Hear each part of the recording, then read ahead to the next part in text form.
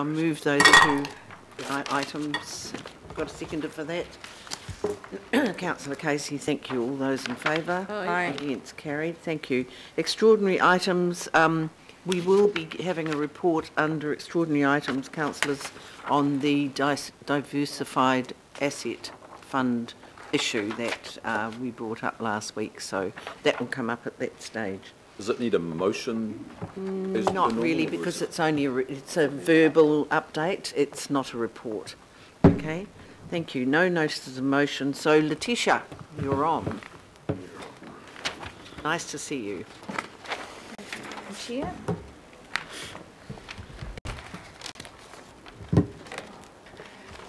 Good morning, councillors. As you've already heard today, we have 3 properties here which we have some potential, or 2 which we have opposition to from the Franklin Local Board.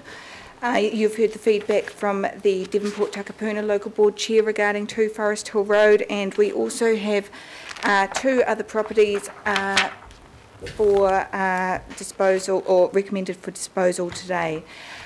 Just to be clear, I won't talk through all the properties in detail, but we have gone through our standard clearance process, which has involved consultation with all of council and all CCOs, all relevant local boards and relevant iwi.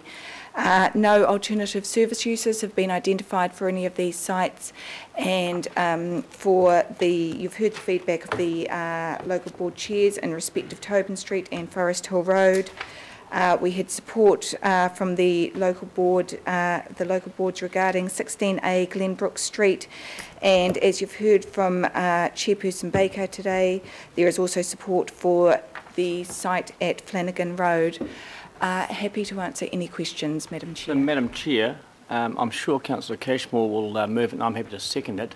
The recommendations provided we take 1 and 2 out, and the reason why we say this, why I say this, is that you've heard from Chairman Andy that in the time I've sat around this table for the last 5.5 years, the Franklin Local Board has just about taken everything on board that councils handed to them. With the significant growth that's going to come to the Franklin area over the next 20 plus years, with the extra 200,000 people that's going to be rolling into that patch. But more in particular, with the land that's still in question, there's a number of council land that they'll be dealing with over the coming years ahead.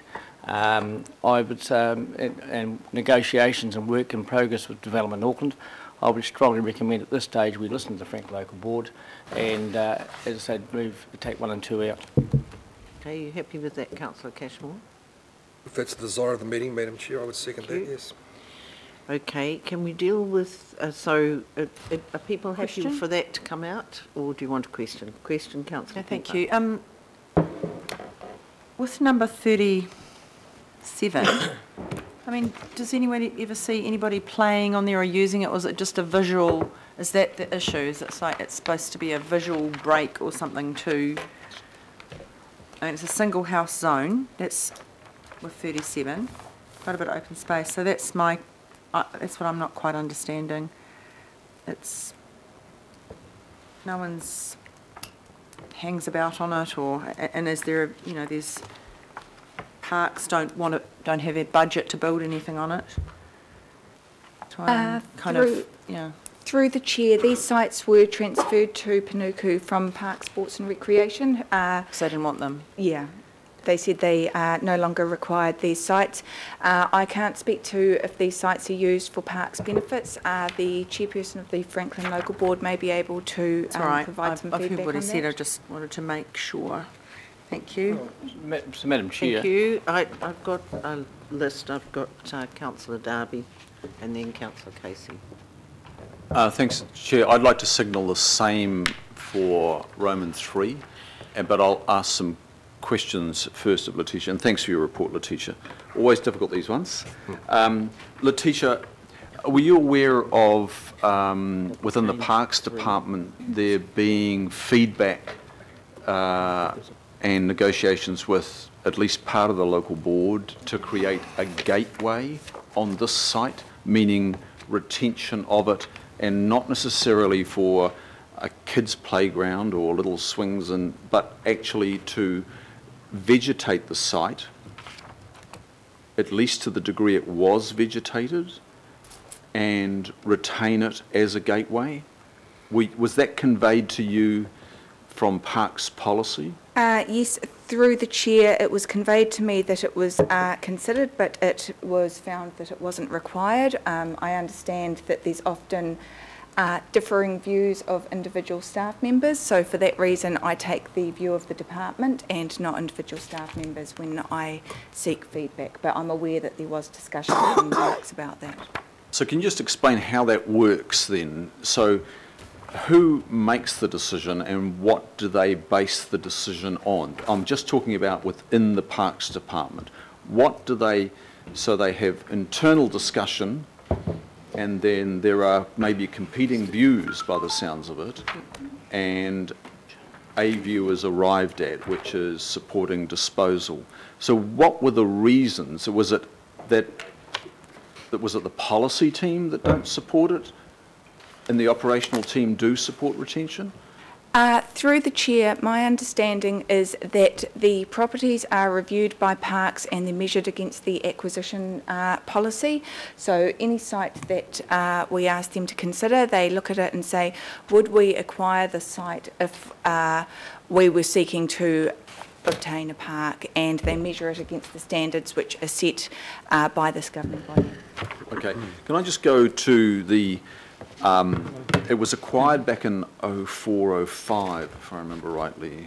I will just consult my report here. By the former North Shore City Council? It was acquired by the North Shore City Council. It was acquired in agreement for sale and purchase was entered into on the 5th of May 2005. Okay, so at that time, funding was secured, subsidy funding was secured from NZTA. Not regarding the site. So there is no requirement in this instance to pay anything back to the NZTA, as opposed to some other sites that are acquired for road upgrades. Through the chair, no, there is no such requirements with the site.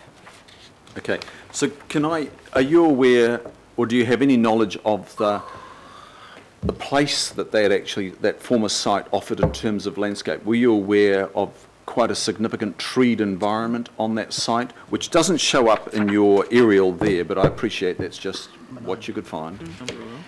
Through the chair, and back when this property was with Auckland Transport, they obtained a arboricultural assessment on the effects of the proposed roading works, which this property was acquired for, and in relation to an application, and I'll actually just read this verbatim, an application for the alteration of protected trees as determined with the North Shore City Council District Plan.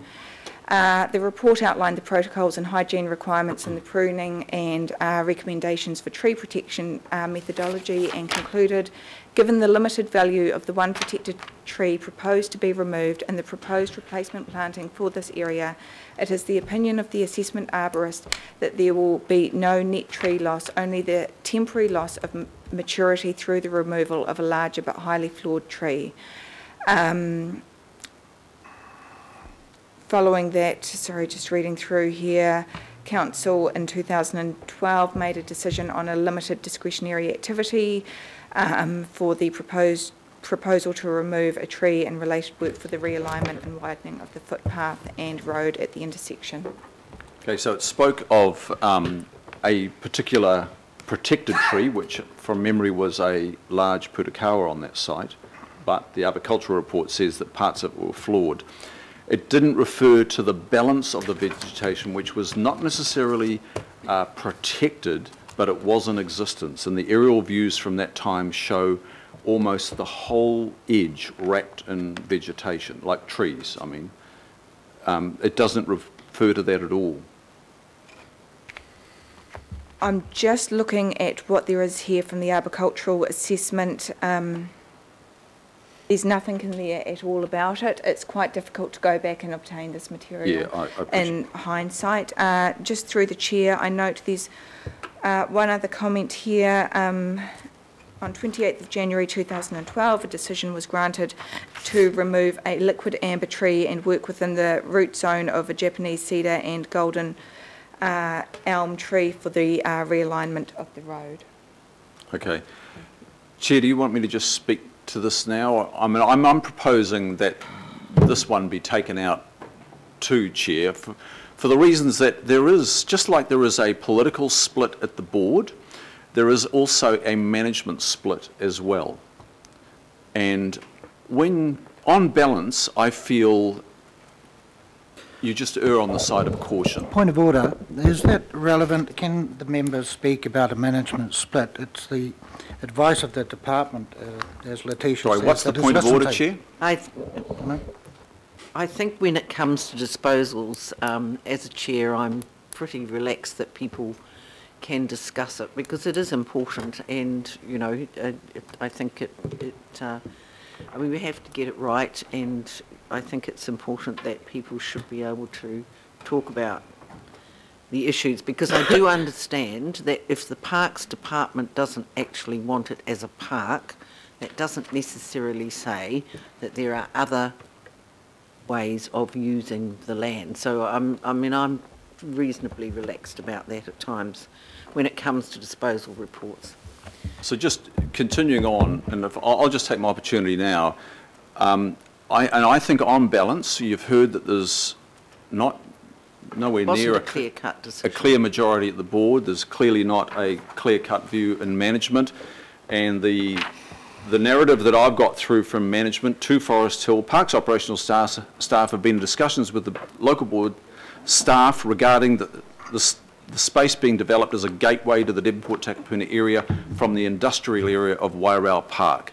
I followed that up and had discussions with the parks officer, and the view was, and it's very difficult to relay what one hears on the phone, but the view was to create a treed environment, not necessarily an active pocket park or neighbourhood park. But I'll just leave that part there. It was a heavily treed environment around the edges. It is a totally denuded environment now, and I've checked all the documents going back to 2004. Unfortunately, the Takapuna Community Board, as it was then, chose to do away with the treed boulevard look, which was great travesty looking back. It went for just the good old asphalt everywhere, widen it and let the traffic through. Very, very little, if not much at all, reference to creating a good landscape, a streetscape through there. And what I have discovered, Madam Chair, is even the plans that were confirmed by notice of requirement, the landscape on that corner and the public area have not been delivered. There's supposed to be a treed environment on the corner. I'm not talking within the property. Even that has not been delivered. So there have been a number of oversights here. And so consequently, we are left with this soulless, achingly soulless corner. It's just, it's almost proper that Atlas Concrete have their batching plant across the road. It just reflects this soulless, inhuman environment. And I think we need to retain this particular parcel of land and create some soul to this corner. It is just concrete culverts with the Wairau stream. It is asphalt, it is concrete, and it is traffic. And yep, maybe some cycle lanes that are now in there, as well as bus priority measures, but there is nothing for human beings, let alone ecosystems, to develop in this area. So I'm going to be moving that we take that one out, or that I move that we do not approve to Forest Hill Road, etc., for disposal. Thank you. What I have done is put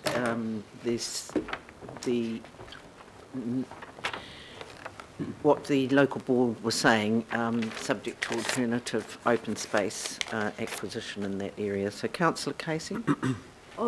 My question's a process question about the unitary plan and the current zonings and whether any of them are, how they now look in terms of... I don't think we can't talk about the unitary plan here, sorry. But they've all got a zoning and that will affect the price of the section? But we can't talk about the unitary plan at this meeting. In the report, it gives the unitary plan classification of each of the sections. We can't talk about the unitary plan at this meeting, sorry. We haven't made any decisions yet.